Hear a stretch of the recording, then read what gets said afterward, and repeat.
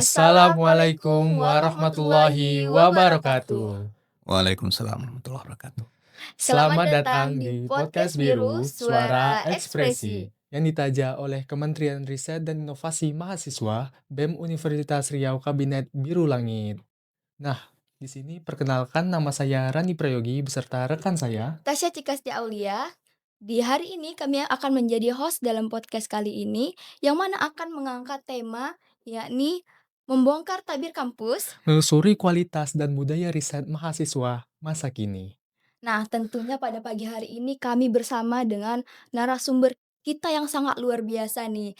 Beliau merupakan dosen dari Program Studi Pendidikan Bahasa Inggris, Fakultas Keguruan dan Ilmu Pendidikan Universitas Riau. Siapa nih Kak Randi narasumber kita pada pagi hari ini? Nah, tentu saja Profesor Dr. Afrianto SPD MID. Terima Kabarnya kasih. Prof? Alhamdulillah baik. Sudah sarapan, Prof? Alhamdulillah sudah. Sudah ya, Kalian Prof ya. gimana? Oh Udah ya, sarapan? Sudah, Prof. sudah. Gimana perjalanan tadi Prof ke lokasi podcast ini, Prof? Lancar. Saya udah Alhamdulillah. kesini juga beberapa kali sebelumnya. Oh, begitu ya, Prof. Oh ya. Berarti Prof sudah sangat bersemangat ya, Prof, menjadi narasumber di Oke, podcast insya kali ini, Allah. Prof. Siap. Oke.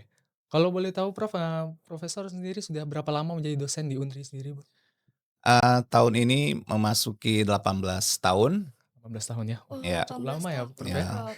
Alhamdulillah. Waktu yang lama ya, Prof. Ya, begitu. lumayan lama. Berarti Prof sudah tidak asing, Prof, dengan yang namanya riset dan penelitian gitu, Prof. Iya, itu bagian dari tugas dosen kan, Yes. bagian dari Tridharma Perguruan Tinggi. Iya, Selain benar mengajar, kami juga mesti meneliti dan pengabdian. Oke, berarti sudah menjadi makanan sehari-hari Iya. begitu ya, Prof? Apalagi ini ya, Prof ya, sebagai meriset, apalagi kita menjadi tonggak juga, Prof. Mm-mm. Lanjut, saya ingin bertanya juga, Prof, terkait dari kualitas serta budaya riset itu sendiri, Prof. Mm-mm. Yang mana untuk pola dan budaya riset penelitian yang baik itu seperti apa ya, Prof? Ya, sehingga risetnya nantinya bisa tepat sasaran untuk memberikan keberdampakan nyata. Ya, baik. Menurut saya riset yang baik itu harus dimulai dari mindset ya. Maksudnya gimana? Riset itu harus dipandang sebagai cara kita untuk berkontribusi menyelesaikan satu masalah. Eh, Nah, dalam konteks mahasiswa, saya pikir riset yang baik dari mahasiswa itu harus mulai melihat riset itu tidak hanya sekedar kewajiban akademik ya, Benar atau sekali, sebagai Prof. syarat untuk menjadi sarjana. Karena kan kalau mahasiswa kan yang wajib skripsi, tanpa skripsi tentu tidak akan bisa tamat dan tentu kita harus melaksanakan itu. Iya, benar, Prof. Nah, melaksanakan skripsi adalah bagus, tapi sekali lagi jangan hanya dilihat, proses menulis skripsi itu sebagai beban atau kewajiban, tapi ini adalah peluang kita untuk menyelesaikan masalah-masalah kehidupan melalui riset yang kita lakukan. Sehingga nanti ujungnya riset kita itu berdampak, ya memberi manfaat ya bagi masyarakat, tidak hanya masyarakat kampus, tapi harapannya juga masyarakat di luar kampus. Oh, berarti riset yang baik itu adalah riset yang memberi keberdampakan begitu ya, Yes, Prof? exactly. Oke, selanjutnya Prof, menurut sudut pandang Prof, apakah riset di Indonesia sendiri Prof, tergolong dalam kualitas yang sudah cukup baik atau bagaimana Prof? Ya ini pertanyaan, sangat dalam dan berat dan mungkin banyak variabel yang harus diperhatikan ya. Iya benar, Prof. Tapi sebagai negara yang masih, berkembang, belum masuk kategori negara maju, tentu riset kita belum sebaik negara-negara maju, ya. Namun saya lihat dalam 10 tahun terakhir, kita cukup progresif ya secara kuantitas setidaknya. Itu terlihat dari jumlah publikasi, para peneliti Indonesia termasuk dosen Indonesia itu meningkat, sangat tajam. Per hari ini misalnya kalau kita lihat Skimago, Skimago ini adalah satu lembaga yang merangking dan Oke. juga mengkompilasi, berbagai publikasi yang terbit di Scopus, itu melihatkan misalnya Indonesia berada pada ranking 37 dunia. 37 Ya ya, kan Prof. lumayan ya, Iya, Prof. tidak terlalu rendah ya. Kita hanya satu level itu di bawah Singapura. Dan kita tahu Singapura itu kan negara maju lah Iya ya benar sekali, dengan Prof. kualitas riset yang sangat bagus. Nah, namun ini sekali lagi ini masih dari sisi kuantitas ya, dari sisi jumlah. Karena memang kalau dari sisi jumlah penduduk Indonesia kan Lebih pasti banyak banyak ya. Prof. Banyak sekali. Dosennya jumlahnya pasti lebih banyak dari Singapura, mahasiswa jauh lebih banyak dari Singapura gitu. Tapi setidaknya secara kuantitas kita mulai, meningkat, tugas kita adalah bagaimana fokus ke kualitas Kualitasnya. riset. Nah, salah satunya tadi, apakah jumlah yang banyak itu sudah berdampak belum terhadap masyarakat? Bisa nggak menyelesaikan permasalahan-permasalahan yang dihadapi masyarakat, baik itu permasalahan ekonomi, ya pendidikan, atau masalah-masalah lain yang ada di masyarakat. Berarti, secara kuantitas sudah cukup banyak Ya, riset-riset di Indonesia, iya, cuman kualitasnya perlu iya. diperbaiki lagi begitu ya, Ya, Prof? data dari, Scopus itu misalnya, jumlah, publikasi Indonesia itu sampai sekarang hampir 500.000 ya.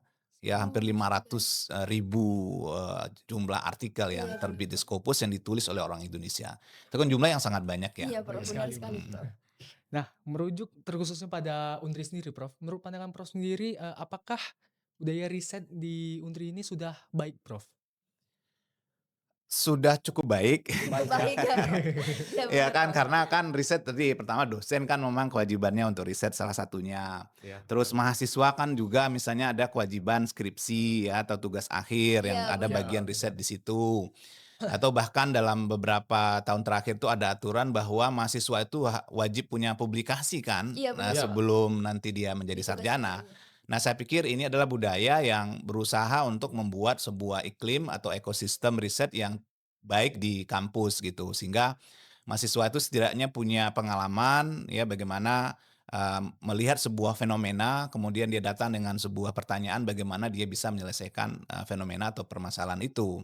Nah, sehingga kemudian nanti dia belajar menjadi seorang peneliti yang berkontribusi kepada penyelesaian masalah gitu ya. Dan itu, juga kemudian terlihat dari performa Unri sendiri ya. Tadi kalau saya bicara misalnya publikasi, by the way publikasi ini adalah salah satu luaran penelitian. Oh, iya, Ya, jadi yang namanya penelitian itu hasilnya itu harus diketahui orang kan. oke, iya Jadi Prof. benar. publikasi jangan hanya Benar. disimpan di, Untuk diri untuk diri sendiri. Iya, iya, benar, Prof. Kalau dulu kan malah hanya tersimpan di perpustakaan gitu ya, dicetak kemudian malah berdebu kadang nggak Berdebu. dibaca orang gitu Iya, ya. benar sekali, Prof. Nah, namun alhamdulillah sekarang kan kita hidup di dunia digital, begitu banyak platform untuk mempublikasi karya ilmiah termasuk hasil penelitian.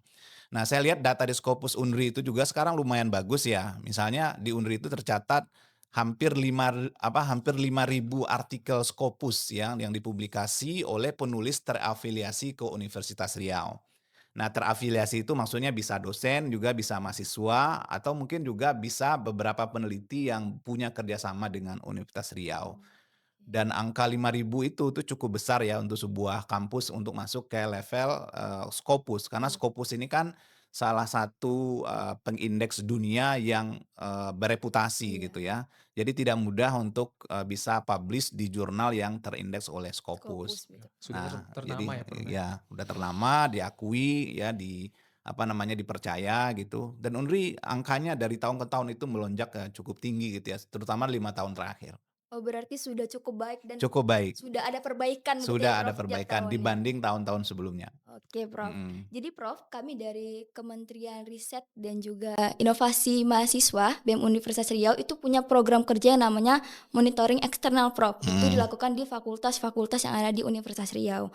Nah, kami dapati aduan dari mahasiswa-mahasiswa bahwasannya terkait riset ini ada kendala, Prof. Salah satunya tentang stigma dari tenaga pendidik itu sendiri yang membatasi riset mahasiswa. Misalnya saja kami dapati, Prof, ada tenaga pendidik yang mengatakan bahwasannya riset mahasiswa S1 itu tidak usah terlalu serius dan berkualitas. Selesaikan Mmm. saja tugas akhirnya sampai selesai, yang penting selesai begitu, Prof. Nah, hal ini memunculkan pola dari penelitian mahasiswa itu sendiri, Prof. Jadi banyak yang kita dapati sekarang, Prof, penelitian mahasiswa itu hanya berfokus pada kata pengaruh variabel X terhadap variabel Y gitu kan, Prof. Mhm. Nah, bagaimana Prof menyikapi hal tersebut gitu, Prof?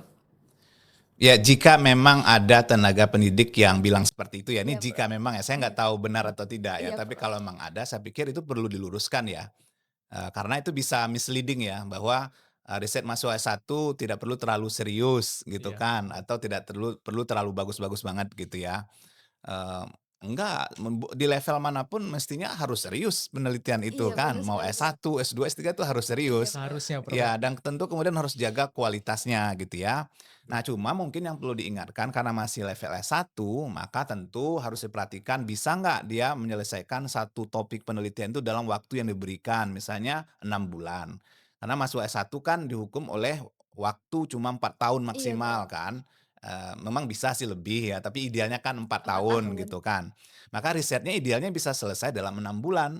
Maka juga jangan sampai, sangat ideal, punya topik yang sangat wah, luar biasa, tapi setelah dilihat, ini riset perlu waktu misalnya 2 tahun, dan kemudian butuh biaya yang besar. Nah, di sana mungkin perlu diingatkan bahwa kayaknya kalau untuk topik seperti ini, cocoknya untuk masuk masuk S2 atau Mhm. bahkan mungkin masuk S3. Karena kamu masih level S1, sebaiknya mungkin variabelnya dikurangi gitu ya, atau jumlah populasinya dikurangi, sehingga bisa diselesaikan dalam waktu yang cukup gitu. Nah, jadi balik ke yang tadi itu, menurut saya, di level manapun riset harus serius dan harus berkualitas. Nah, maka oleh sebab itu mahasiswa, apa topiknya, maka harus dilakukan benar-benar, secara idealnya sebuah proses riset gitu ya.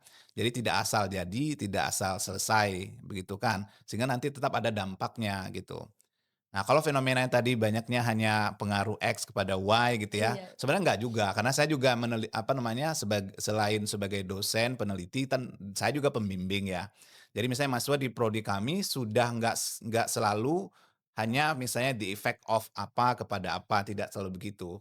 Sekarang misalnya kami sudah mulai ada misalnya research, R&D atau research and development, yaitu pengembangan produk. Saya itu kan dari FKIP, jadi Iya. mahasiswa itu belajar misalnya bagaimana mengembangkan e-modul yang cocok untuk pembelajaran bahasa Inggris di era digital gitu. Itu kan tidak lagi pengaruh X pada Y Iya, kan, benar Prof. tapi pengembangan produk yang harapannya setelah produk itu selesai bisa digunakan oleh guru, sehingga ada dampaknya kepada perbaikan pendidikan gitu.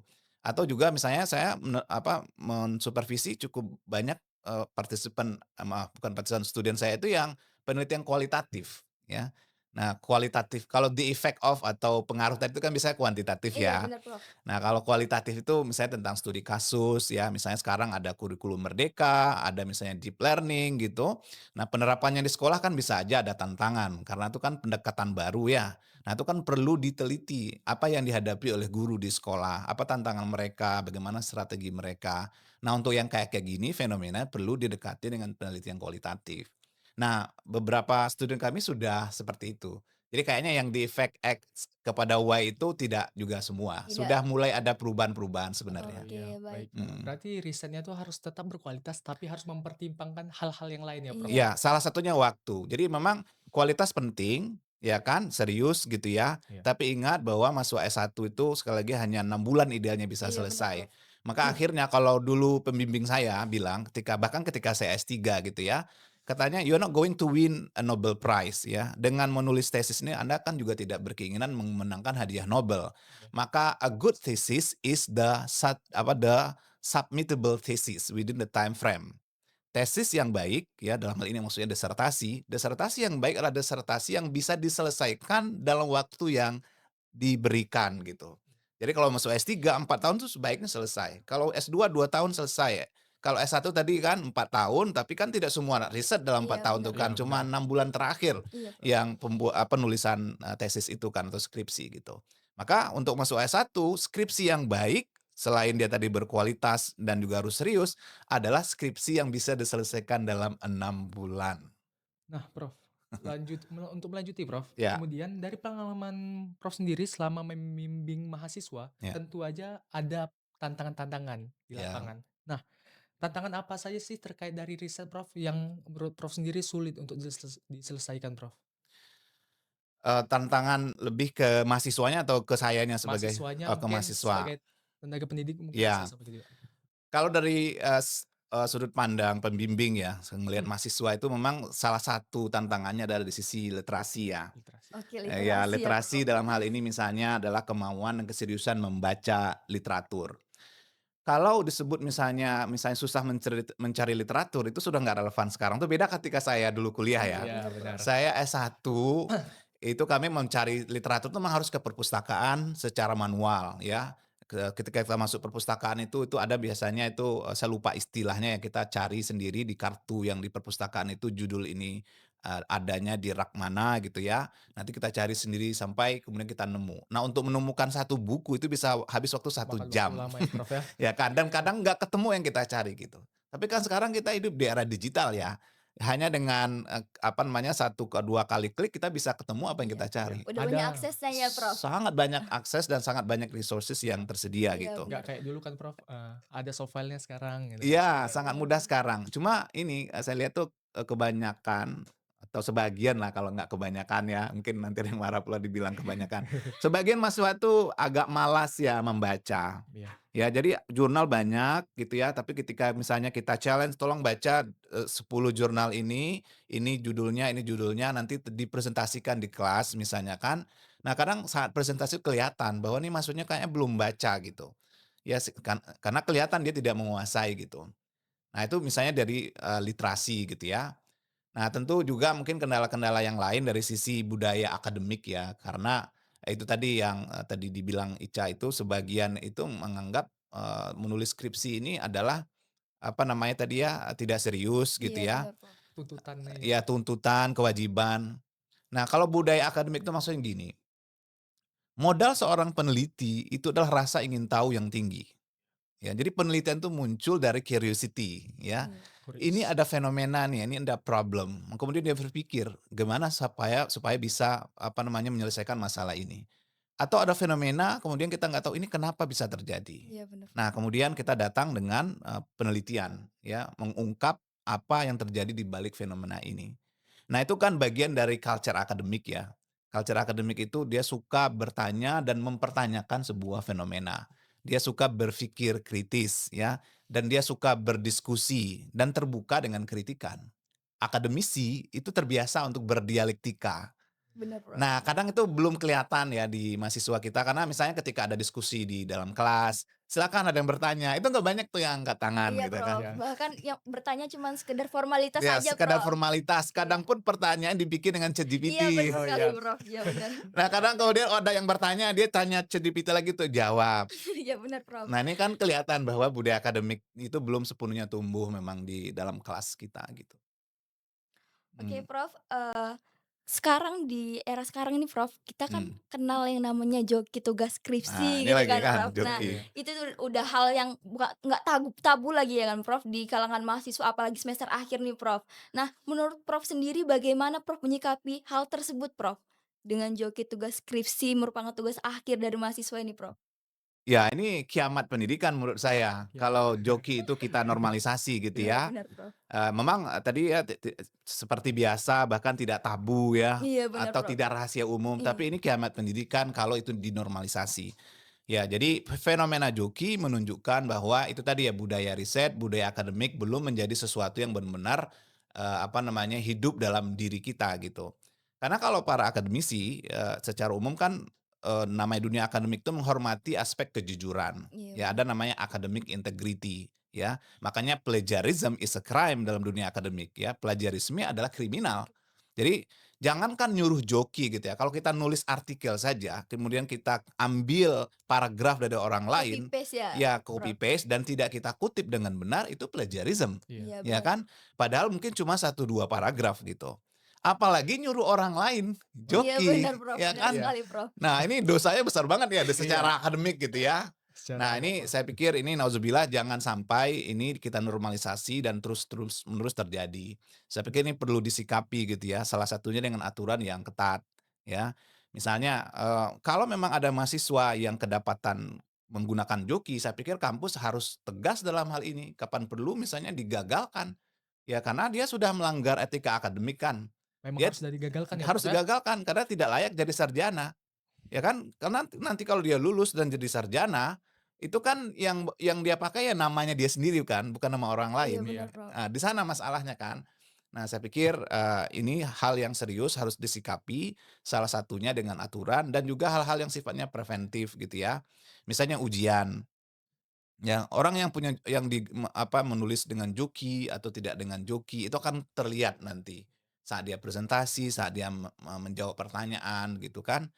Dan bahkan mungkin ada juga yang akhirnya ngaku gitu ya. Iya Nah, benar. masalahnya setelah nih orang ketahuan yang ngaku, apa kemudian, apa namanya, efeknya kepada yang bersangkutan. Nah, disinilah aturan harus ditegakkan gitu. Iya. Nggak. Berarti Prof sangat menolak ya, Prof, adanya Ya, budaya joki wajib tugas ini? menolak ya. Oke. Iya, Prof. Ya, wajib menolak. Apalagi kan melakukan joki juga sekarang kan maraknya juga penggunaan AI, Prof. Ya, Iya, nah Prof, itu Heeh. dia. penggunaan AI dalam Dari tugas akhir begitu, ya, Prof. ini joki yang sebelumnya manusia, sekarang jokinya Iya ChatGPT benar, gitu Prof. ya. ChatGPT Oke. heeh. Ya, ini juga, harus jadi perhatian. Makanya kan, sekarang, di kampus-kampus termasuk UNRI sendiri kan sudah punya aturan main ya tentang penggunaan artificial intelligence dalam pendidikan. Jadi AI sebagai sebuah fenomena baru di abad digital itu tak mungkin dihindari, Iya. ya itu bagian kehidupan kita. Nah, bagaimana dengan ketika masuk ke dunia pendidikan apakah AI ditolak? Nggak mungkin. Jadi AI di UNRI itu boleh, tapi ada aturan-aturannya, ada batasan-batasannya, kapan dia boleh digunakan dan kapan tidak boleh. Nah, salah satunya ya tidak boleh digunakan sebagai joki tadi Iya itu, bener, Iya. Prof. meminta ChatGPT nulis dari awal sampai akhir. Itu pasti nggak boleh. Nah, nanti UNRI itu punya namanya AI detection, apa namanya, index, ya di UNRI itu dalam aturannya maksimal hanya boleh 25% AI generated text misalnya. Jadi nanti kalau mahasiswa yang lebih 25% itu bisa bermasalah secara akademik gitu. Mirip-mirip Turnitin, sekarang juga ada AI detection tool kan. Jadi mahasiswa Oke. juga harus hati-hati nih. Oh, Jadi iya. Oke, jangan Prof. dikira sekarang nanya ChatGPT kemudian aman aja gitu ya. Satu 2 dosen mungkin nggak aware bahwa itu, apa namanya, dibikin oleh ChatGPT, tapi sangat mungkin banyak dosen yang juga mulai, Sudah mulai paham ya, Bang? paham penggunaan AI dan juga paham mengecek ya keaslian karya. Ini dibikin manusia atau oleh mesin ya, seperti ChatGPT dan teman-temannya itu. Iya. Berarti 11-12 sama joki tugas ya, Iya, Prof? 11 12 Iya. essentially sama, karena Iya. itu mengakui karya orang lain dalam ini mesin sebagai milik sendiri. Iya. Iya bener Ya itu kan sekali, Prof. melanggar integritas Iya. akademik. Betul. Berarti penggunaan AI itu boleh, tapi Boleh dalam tapi ada batasan. batas-batasan. Ya, Misal benar. dalam hal writing, brainstorming Iya. misalnya. Itu kan biasa sebelum kita nulis kita perlu brainstorming, Iya. berdiskusi dengan teman, berdiskusi dengan dosen. Itu Iya. kan boleh ketika kita membuat proposal penelitian kan. Bahkan saat skripsi pun kita dikasih 2 pembimbing. Salah satu guna pembimbing itu untuk kita bisa berdiskusi, brainstorming, kalau topik kayak gini Pak, baiknya saya memakai variabel yang mana gitu. Nah itu bisa, boleh ditanyakan ke mesin sekarang, karena manusia juga nggak selalu available kan. Iya Iya, bener. betul. Dosen kita sebaik apapun kan ada batasnya kita bisa diskusi sama beliau Bener kan. Ada sekali, Prof. Ada waktu-waktunya. waktunya, Iya. malam-malam jam 11 malam nggak mungkin lagi kita chat beliau kan, Iya, betul. waktu dosen untuk istirahat. Tapi nanya ChatGPT malam-malam kan dia tetap baik ke Iya, kita. Prof. Bisa. Yes, "Halo ChatGPT, yes Pak Anto, what can I assist you today?" Baik dia, jam berapa pun ditanya dia tetap baik. Nah tapi itu tadi, kapan boleh, kapan tidak boleh itu harus tahu mahasiswa. Iya. Mhm. Nah, dalam realitas saat ini, Prof, bahwasanya, mahasiswa ini dalam melakukan penelitian itu, melakukan pembinaan dari dosen itu sendiri, Mhm, itu kan kurang merata, Prof. Nah, mmm. pasti ada faktor-faktor ya. Menurut Prof sendiri, faktor utama apa yang jadinya membuat, pembinaan penelitian ini kurang merata di kalangan mahasiswa, Prof? Ya itu memang satu masalah saya lihat ya bahwa, salah satu masalah di, penulisan skripsi atau pembimbingan itu adalah, apa namanya, selain tidak merata mungkin juga ada bimbingan yang tidak, cukup berkualitas gitu ya. Kadang mahasiswa datang, apa namanya, cuma ketemu dosen sebentar, setelah itu tanda tangan, tidak terjadi diskusi yang intens dengan pembimbing Formalitas ya, gitu, Prof? sehingga akhirnya mempengaruhi kualitas gitu Iya ya. bener. Dan menurut saya itu, salah satu penyebabnya karena memang harus diakui bahwa secara jumlah, antara mahasiswa dengan dosen itu tidak proporsional Iya ya. bener, Prof. Jadi mungkin ada dosen yang sudah overloaded ya, kayak saya aja, bimbingan saya itu lebih 10 lah, ya. Itu pun tidak saya sebut angka berapa lebihnya ya, karena Iya. kalau disebut mungkin nanti terekam jadi kayak banyak banget saya gitu ya. Ya, karena gini, ketika saya di Monash, saya kan kuliah di Monash University Australia ya. Itu di sana satu orang dosen dengan pembimbing itu rasio itu hanya 1:8. Jadi satu dosen Oke. membimbing 8 mahasiswa, ya, dalam satu semester. Jadi kalau misalnya kita, email seorang profesor gitu ya, "Excuse me, I'm Afrianto, bla bla bla," gitu ya, "saya ingin dapat bimbingan," atau, "Saya ingin Bapak sebagai pembimbing saya." Nah, kadang kita dapat balasan seperti ini, "Terima kasih atas email Anda, tapi saat ini saya sudah fully book ya, saya sudah punya bimbingan 8 orang. Saya nggak bisa lagi menambah satu lagi," gitu. Dikasih batasan ya, Prof, ya? Dibatasi karena Mmm. dalam hitungannya 8 mahasiswa itulah angka yang ideal Heeh. supaya proses bimbingan berkualitas. Iya. Nah, ini kan agak tricky kalau kita terapkan di UNRI ya. Iya. Iya bener, Ya, Prof. dosen misalnya dalam prodi itu, hanya 20 orang, sementara mahasiswa 500. Mau dijadikan 8 terus yang sisanya siapa yang akan Iya membimbing? bener, Iya, Prof. benar sekali. Iya kan? Nah, akhirnya kan terpaksalah ya dosen harus membimbing lebih dari 10 tadi itu, gitu ya. di samping juga tugas-tugas dosen yang lain, mengajar, Iya benar. mengabdi gitu ya. Ini bukan excuse, tapi faktanya kan Iya memang benar begitu, benar. dosen Indonesia itu kan sangat sibuk Iya ya. benar. Belum lagi nih saya cerita tentang urusan-urusan administrasi kami sebagai dosen ya, tapi nggak perlulah saya curhat di sini gitu kan. Poin saya, jumlah dosen dengan jumlah mahasiswa itu memang tidak seimbang. Sehingga akhirnya itu mempengaruhi ya kualitas bimbingan gitu ya, gitu. Berarti karena jumlah mahasiswa yang terlalu banyak Iya, dan terlalu dosen banyak. tenaga pendidiknya cuman beberapa Iya, gitu ya, beberapa. Prof. Itu mempengaruhi sekali ya, Prof, Iya, terhadap kualitas di, riset di Universitas Riau sendiri. iya, betul. Oke, Prof, terkait dengan, lembaga atau juga badan di Universitas Riau sendiri, apakah sudah ada lembaga atau badan yang, menjadi wadah gitu, Prof, menjadi wadah, untuk pembinaan riset dari mahasiswa itu sendiri, Prof? Ya, kalau secara lembaga kan kita punya LPPM ya, Iya itu benar. yang, Mhm, gedungnya di sebelah ya, Lembaga Penelitian dan Pengabdian Masyarakat. Nah, secara kelembagaan inilah lembaga yang mestinya, salah satu fungsinya melakukan apakah itu pembimbingan, edukasi gitu ya, termasuk menciptakan iklim riset yang baik di kampus ini. Dan seharusnya LPPM itu tidak hanya untuk dosen ya, tapi juga pembinaan sampai ke mahasiswa. Eee, nah, memang kalau catatan saya sejauh ini, sepertinya lebih banyak LPPM ke dosen ya, karena setiap iya tahun itu benar, dosen Prof. kan ada mungkin workshop ya untuk dosen, kemudian ada penelitian juga untuk dosen, Seminar. ada dana, anggaran dan sebagainya. Nah ini, kalau masukan saya sih mungkin perlu LPPM juga memperhatikan mahasiswa yang jumlahnya lebih 37.000 ini Iya gitu benar, ya, Prof. karena secara kelembagaan itulah wadah paling besarnya. Nah, namun, tentu LPPM tidak bisa berjalan sendiri, ya, maka, di beberapa fakultas, saya yakin juga ada sub atau bidang-bidang sendiri yang juga memperhatikan aspek, penelitian mahasiswa. Misalnya kalau di fakultas itu kan biasanya di bawah wakil dekan satu gitu ya. Nah, saya, melihat memang di setiap fakultas itu belum benar-benar sistematis ada lembaga khusus yang bisa mewadahi, forum-forum akademik ya, termasuk bagaimana mahasiswa, itu punya kemampuan, penelitian yang baik. Walaupun sudah ada ya, saya sebutlah misalnya FKIP. FKIP itu dalam 3 tahun terakhir dia punya satu unit di level mahasiswa, saya lupa namanya ya, sejenis UR Cendekianya lah kalau di Oh, universitas Iya. gitu iya. ya. Kan UR Cendekia kan di level universitas. Nah, Iya FKIP benar, tuh Prof. punya sendiri, saya pernah jadi pembicara di situ. Nah, saya pikir ini satu best practice yang bisa mungkin ditiru oleh fakultas lain, bahwa di level mahasiswa itu perlu ada unit khusus yang concern dengan aspek penelitian dan publikasi.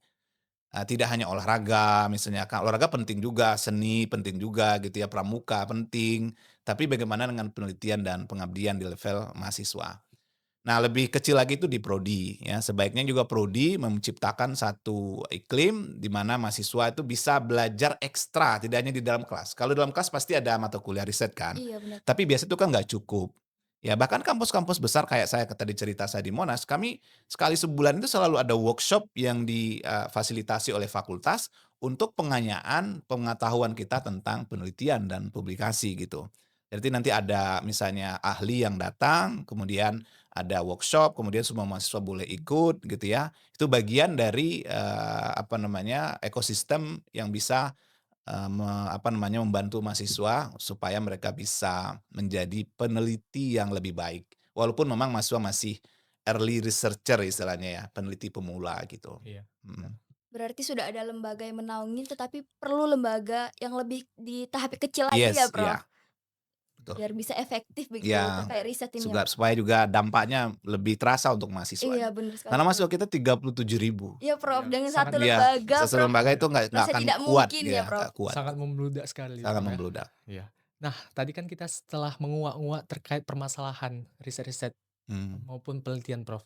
Nah, tentunya menurut Prof sendiri, ada nggak hal-hal yang perlu dirubah agar riset tadi bisa kita ciptakan, bisa kita hasilkan, dan penelitian yang lebih berkualitas, Prof? Ya apa apa tadi saya bilang tadi mindset ya? Iya Mindset, benar, Ya Prof. mindset itu cara berpikir. Perubahan-perubahan besar biasanya diawali dengan perubahan ke cara kita berpikir. ya. Kalau mahasiswa masih nganggap riset itu adalah beban, ya makanya dia apalagi kewajiban gitu ya, maka Iya, dia melaksanakannya apa adanya, yang penting selesai gitu kan. iya, Sama kayak orang sholat, kalau orang sholat itu nganggap sholat itu kewajiban, ya maka dia yang penting selesai aja gitu. Iya benar, Nah Prof. setelah sholat itu kemudian nggak kelihatan dampaknya, ya itu bisa jadi karena dia nganggap sholat itu sebagai kewajiban. Sehingga dia merasa berat melaksanakannya. Beda kalau orang sholat itu menganggap itu kebutuhan kan. Iya. Nah, waktu sholat dia tunggu, ya kan. Belum orang azan dia udah datang ke masjid, ya kan. Nah, setelah selesai sholat juga kelihatan akhlaknya berubah gitu. Iya Iya. benar. Nah, Benar riset benar, Prof. saya pikir juga bisa seperti Seperti itu itu ya? analoginya gitu ya. Iya. Kalau mahasiswa tuh nganggap riset itu adalah kesempatan bagi dia untuk berkontribusi, apalagi nanti dia menjadi satu passion dalam dirinya, pasti riset itu sesuatu yang dia rindukan gitu. Bahwa kemudian dalam riset itu ada nanti kendala, masalah, ya orang yang punya passion akan mencari cara untuk mencari jalan keluar dari permasalahannya itu gitu. Apapun kendalanya, apakah itu waktu, apakah itu tenaga, pemikiran, dana, dia akan berusaha untuk ya menghadapi masalah itu dan mencari jalan keluar.